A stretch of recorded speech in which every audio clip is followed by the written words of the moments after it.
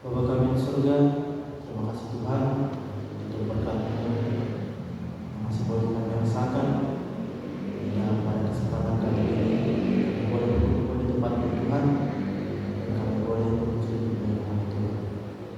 Sebentar kami akan mengamalkan sebagian dari firman-Mu. Kiranya Tuhan yang jauh hati pikiran kami, agar kami boleh mendengar firman-Mu yang baik, dan kami boleh melaksanakannya di tengah-tengah kehidupan kami. Terpuji dan terpujilah nama-Mu, kini kekal esok sampai selama-lamanya. Amin. Shalom.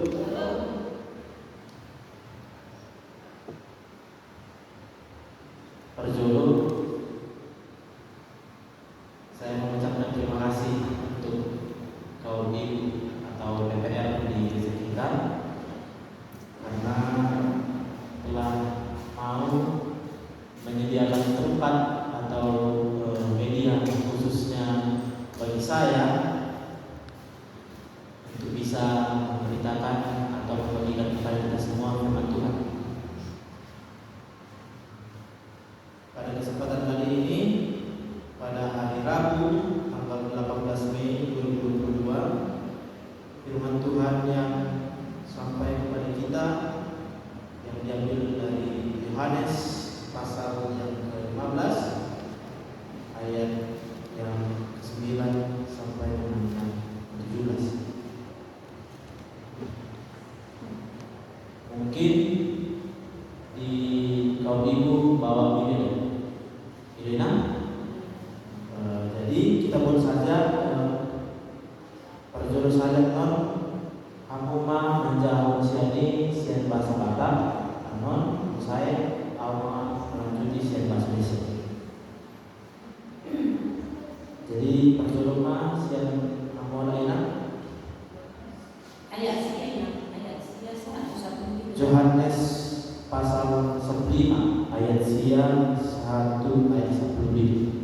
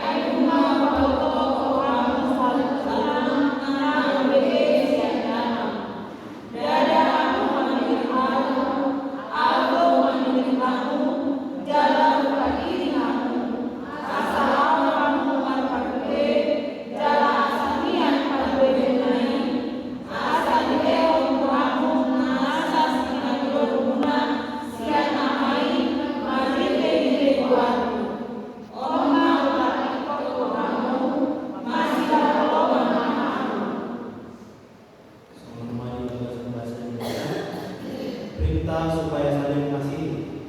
Seperti Bapa telah mengasihi aku, demikian juga aku telah mengasihi kamu.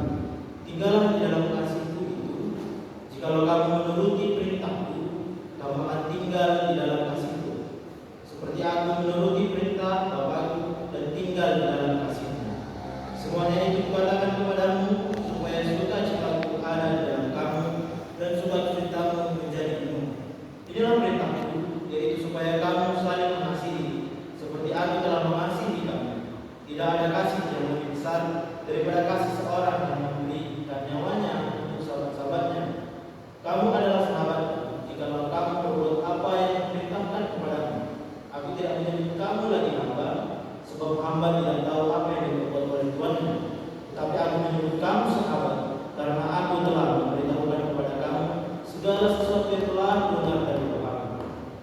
kamu yang memilih aku, dan akulah yang memilih kamu. Dan aku telah menetapkan kamu supaya kamu pergi dan menghasilkan buah dan buahmu tetap, supaya apa yang kamu minta kepada Bapa di dalam namaku diberikannya kepadamu. Inilah perintahku kepadamu, kasihilah seorang akan yang lain. Demikianlah firman Tuhan. Saya mau sapa sekali lagi, shalom. Shalom. Jadi pertama saya meminta maaf, mungkin memang saya menyampaikan firman Tuhan kali ini dalam bahasa Indonesia, jadi saya juga mohon maklum kepada Inam. Jadi dalam nats kali ini mungkin kita tahu apa kata-kata yang paling sering keluar, yaitu kasih. Molo terjadian di kitab Johanneson, sering kita lihat dalam kitab ini Tuhan Yesus memberikan perumpamaan, banyak perumpamaan. Jadi pada periode kali ini kita sebagai gereja di 16b, kalau kita perhatikan, kita dipanggil untuk menghasilkan buah yang diungkapkan Yesus dengan cara yang berbeda. Dan nats kita kali ini itu setelah Yesus menggunakan ilustrasi pokok anggur yang benar, yang menekankan perlunya orang percaya untuk memelihara persekutuan hidup di dalam Yesus melalui firman. Dan Yesus kini menggunakan ilustrasi kasih persahabatan untuk menunjukkan bagaimana bisa menghasilkan buah. Kasih terbesar dari seorang sahabat adalah ketika ia memberikan nyawanya untuk sahabat-sahabat. Tadi di situ ayat 13. Saya mau tanya dulu, apakah atau mana dulu, mengasihi atau dikasihi? Kita menghalangi kasih dulu atau kita yang mengasihi dulu? Duluan mengasihi. Yesus membuktikan dirinya penuh dengan kasih. Ia mengasihi Bapa dengan taat kepada perintahnya. Ayat 9 dikatakan, dan ia juga mengasihi muridnya dengan rela mati demi keselamatan mereka. Dalam ayat 13. Kalau dalam kehidupan sekarang, inilah yang disebut tadi, kasih yang diberikan daripada memberikan kasih, yaitu melalui keselamatan yang diberikan oleh Yesus. Itulah kasih yang kita rasakan. Jadi kalau misalnya Yesus tadi awal kita memberikan kasih kepada kita, maka kita tidak mengenal apa itu kasih. Jadi karena terlebih dahululah kita merasakan kasih yang daripada Yesus melalui keselamatan, lalu kita mengenal itu kasih dan kita boleh memberikan kasih. Kalau bahasa sehari-hari, kasih menurut dasarnya bagaimana kasih itu? Dulu kita bicara masalah hubungan kasih, berarti misalnya kasihkan dulu pulpen ini sama sekali, berarti memberi. Nah, kalau kita pikirkan lagi, kasih itu berarti dia berbicara soal memberi, tidak ada dia berbicara soal menerima.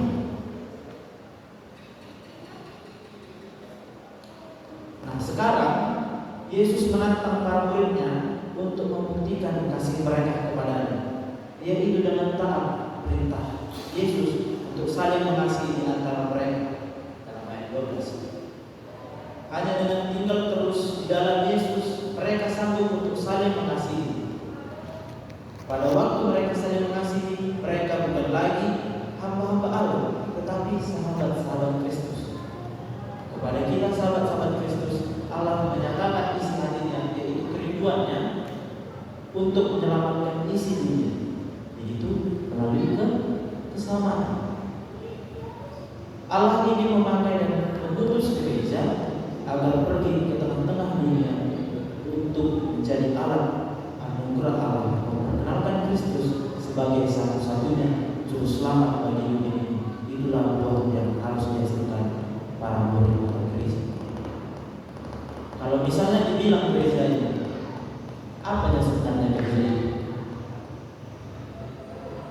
Apakah inilah gereja itu? Atau siapa? Gereja itu berarti sebenarnya membahas siapa, bukan apa. Kalau misalnya bilang gereja itulah gereja yang berkah. Tetapi sebenarnya gereja itu membahas orang. Kita lah gereja itu.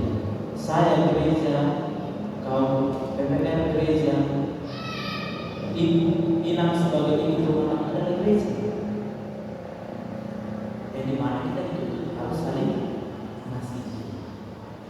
Dan kasih itu bicara soal memberi.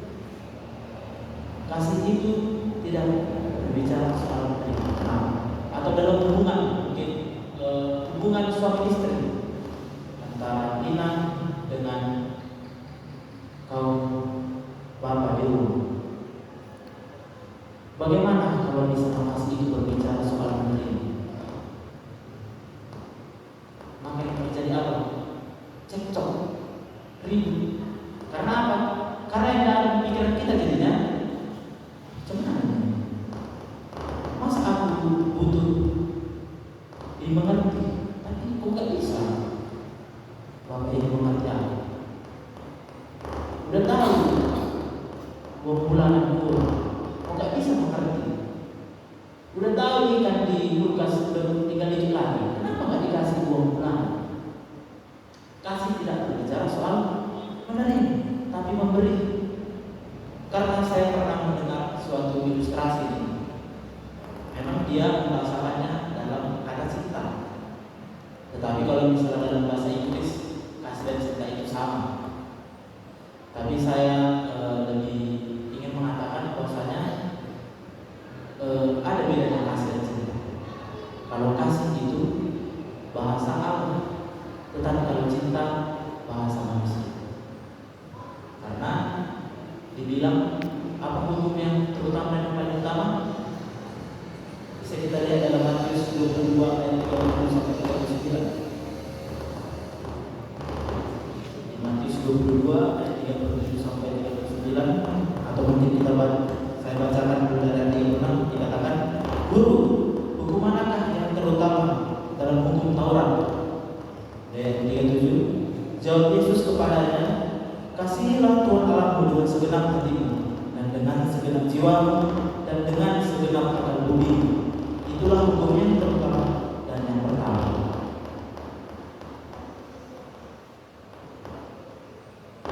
Berarti kita sebagai orang Kristen, pernahnya kita mendengar istilah hukum orang Kristen?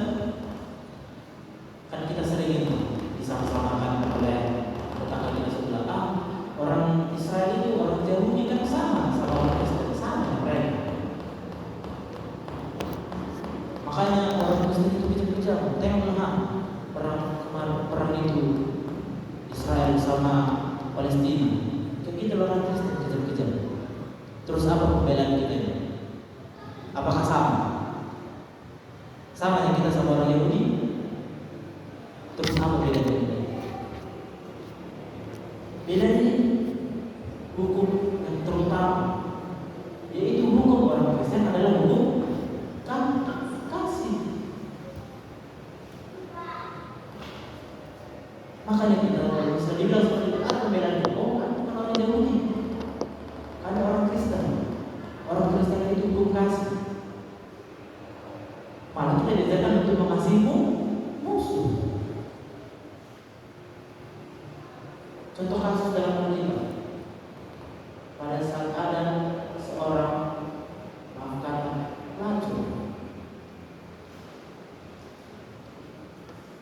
saat para imam atau para orang-orang sekitar atau masyarakat sekitar pada saat itu ingin menghukum pelacur itu, justru siapa yang membela dia? Siapa? Yesus itu sendiri. Apa katanya? Dalam bahasa sederhananya apa ini? Jangan menghakimi. Kalau bahasa sederhananya apa ini? Siapa yang berani menghakimi dia yang merasa dirinya tidak pernah berdosa, silakan menghakimi. Itu ketika orang Kristen. Hukum kasih. Jadi dalam ilustrasi yang tadi saya pernah dengar, yang dia menggunakan kata cinta, dikatakan begini: dalam hubungan itu, atau cinta itu, atau kasih itu, berbicara soal memberi. Karena kalau dia berbicara soal menerima, maka tadi dua kutub, atau kita katakan laki-laki dan perempuan, kalau bicara menerima, maka sedikit jauh. Karena mungkin pernah kita rasakan, atau mungkin ya pasti pernah terjadi namanya perselisihan dalam rumah tangga. Pada saat sudah cekcok, mana nih abang ini? Aku ngerti. Terus sama bapak juga, mana nih? Dikit-dikit marah. Terus kau bilang, kalau tinggal begini aja dulu. Hanya tinggal bikinkan tadi nasi goreng, udah aman kita. Terus tadi bapak tadi apa yang maunya sebenarnya? Dia juga mau. Berarti makin menjauh. Karena kita hanya berfokus pada menerima, bukan memberi. Makanya dalam ayat ini sedikit dibilang teririskan. Kenapa? Karena dibilang tadi ditantang Yesus paling atau kita. Siapa rupanya di sini yang mau, yang rela mati demi sahabat? Pada zaman sekarang siapa? Tidak ada. Mungkin tidak ada. Atau ada yang berani mengatakan, saya berani mati demi yang sebangkunya lah dulu. Tidak ada. Makanya saya katakan ngeri-ngeri sedang. Kalau misalnya kita mengatakan kasih saya kasih, gampang memang. Tapi pelaksanaannya yang berat. Kita mengatakan kasih saling mengasihi memang gampang, tapi pelaksanaannya berat. Tapi saya ada mau sedikit pencegahan. Saya mau tanya dulu. Dalam kehidupan sehari-hari kita jangan dulu berbicara tentang Allah. Dalam kehidupan kita sehari-hari manusia, di lingkungan manusia, siapakah oknum yang kasihnya paling besar? Siapa oknum yang kasihnya itu paling besar dalam kehidupan sehari-hari, dalam ruang lingkup manusia? Siapa?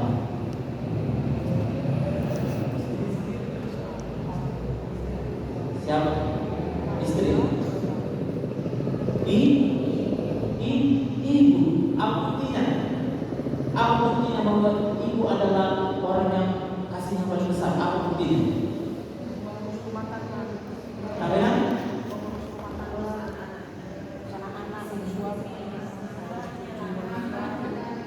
Oke, itu mungkin dalam kita. Kalau misalnya bukti yang secara umum, ada bukti secara nasional, ada buktinya. Apa coba?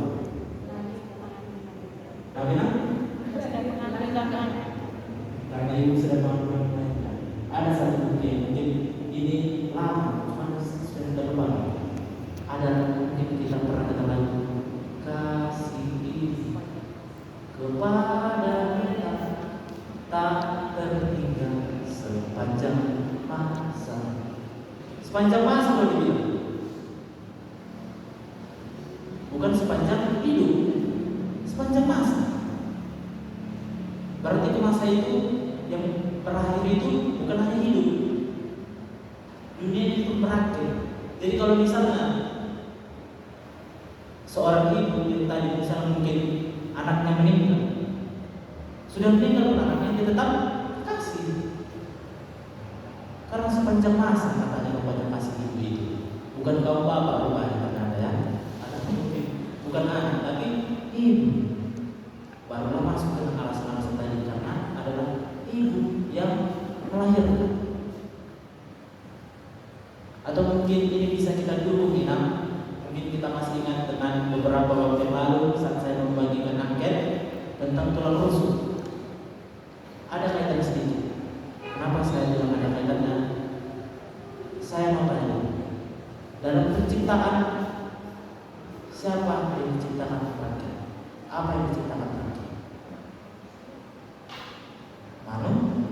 Manusia. Nah, menurut para teolog, dari rangkaian penciptaan ini yang pertama, kedua sampai terakhir, kenapa manusia terakhir? Inilah menunjukkan bahwasanya manusia itu adalah puncak dari penciptaan itu. Dan pada konteks itu, konteks penciptaan manusia itu adalah Adam. Tetapi ada sebenarnya masih di balik itu. Bahwasanya kalau misalnya ada yang terakhir diciptakan, masih ada yang diciptakan setelah Adam, yaitu Hawa. Jadi kalau memakai deretan ini lagi kita pakai untuk memaknai mahkota ciptaan itu, siapa puncaknya atau siapa ciptaan yang paling istimewa itu, berarti bisa dikatakan bahwasanya adalah perempuan ciptaan paling istimewa. Jadi mungkin sudah bisa jadi amunisi ya untuk bahan-bahan perdebatan untuk kaum mama.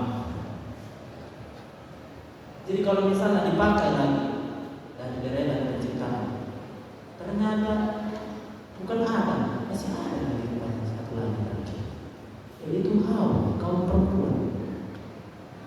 Berarti kalau mengikutkan teologi deretan ini, deretan penciptaan, berarti Hawa ciptaan yang paling spesial. Lalu dalam kehidupan sekarang apa buktinya? Apalah buktinya bahwa perempuan itu ciptaan yang paling spesial, yang paling istimewa? Saya mau tanya, siapa paling kuat, laki-laki atau perempuan? Perempuan. Karena Nanti seorang penolong. apa buktinya?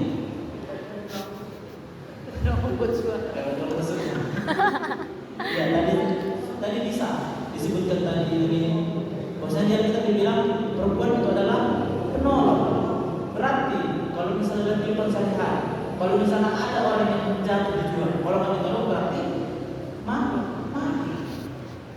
Kalau kita kondisikan seperti itu lagi-lagi, tidak ada perempuan tadi yang diciptakan sebagai penolong, berarti tidak sempurna hidup itu jika tidak ada perempuan. Karena perempuanlah yang sempurna. Itulah bahasa yang kita paham. Dan juga kita tahu banyak ternyata dalam kitab di sini masalah kasih. Karena tadi kita bahas bahwasanya Kristen adalah hukum kasih. Seperti masih ingat kita yang jenis-jenis kasih dalam Kristen? Yang paling pertama apa? Agape, kasih dari Allah. Yang berikutnya apa lagi? Kasih apa? Filia, kasih persahabatan. Terus kasih eros tadi katanya. Kasih apa itu? Lawan jenis, ketertarikan. Terus yang terakhir kasih storge atau dalam keluarga. Jadi sebenarnya banyak. Kalau mungkin bisa kita sedikit pahami, kenapa banyak? Karena itu dasar kita adalah kasih. Tidak boleh kita menghakimi. Makanya ada istilah yang bilang firman itu ibarat pedang bermata dua. Seringnya kita menggunakan firman-firman ini untuk menghakimi orang. Tapi itu dibilang firman itu bermata dua. Bisa saja ke depan, tapi juga bisa saja ke belakang. Jangan kita hanya menghakimi orang, tetapi diri kita dulu. Seperti ada ayat yang dikatakan, masa kau lihat balon di mata saudaramu, tetapi gajah di bola matamu sendiri tak kau lihat. Makanya bisa kita maknai kenapa kasih sering dibanggakan hati. Karena itu yang utama tetapi itu yang paling sulit.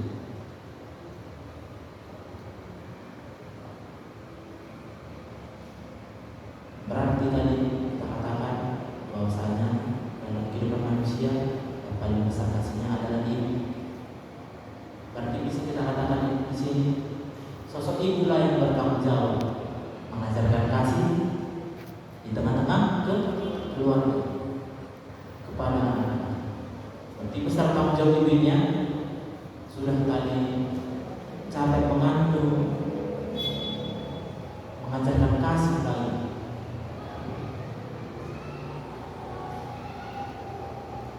Jadi apakah buktinya kita yang adalah murid-murid Tuhan atau yang gereja sejati itu?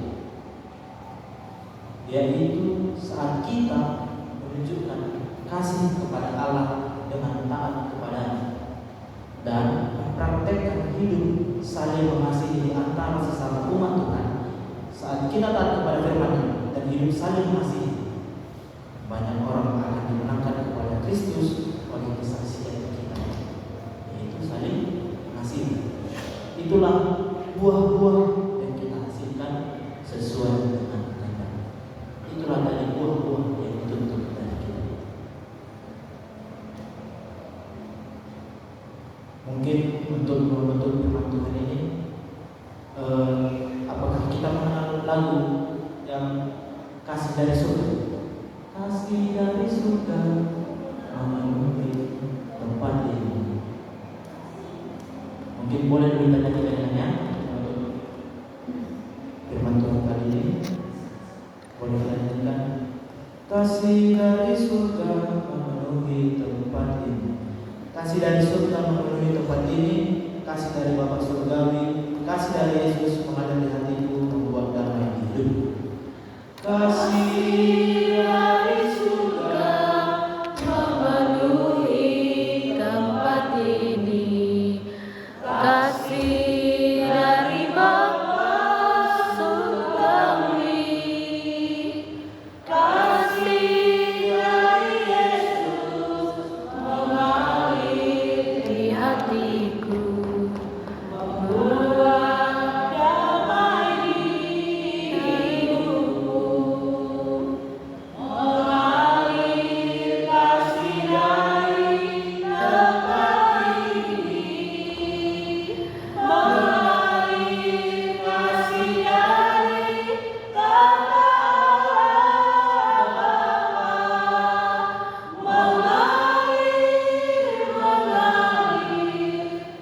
mengalir dan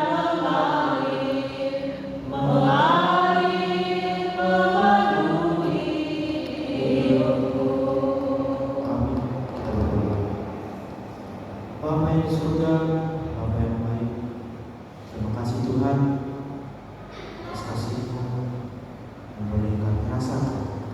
Dan karena Tuhan telah selesai firman Tuhan yang kembali mengingatkan kami sebagai murid-murid Tuhan, sebagai gereja-Mu di tengah-tengah dunia, untuk selalu mengasihi sesama kami,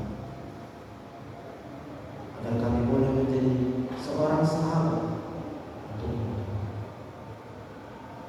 makanya kami sedang adalah ciptaan yang Allah. Kami tidak mampu saling mengasihi, kami tidak kuat untuk melakukan kasih tanpa kekuatan dari Tuhan saja, tanpa tangan dari Tuhan. Tuhan, inilah kami iman yang kami harapkan Tuhan, agar kami boleh selalu berterima kasih daripada-Mu, sehingga kami boleh merasakan kasih itu, dan kami boleh menjadi sumber kasih, khususnya di tengah-tengah keluarga kami, dan terlebih di tengah-tengah persekutuan kami sebagai umat percaya. Dan juga Tuhan, kami berdoa kiranya Tuhan yang berkati sisa kehidupan kami, agar kami boleh terus menjadi kasih, dan kami boleh terus menjadi berkat, dan kami boleh melakukan kegiatan kami dalam gereja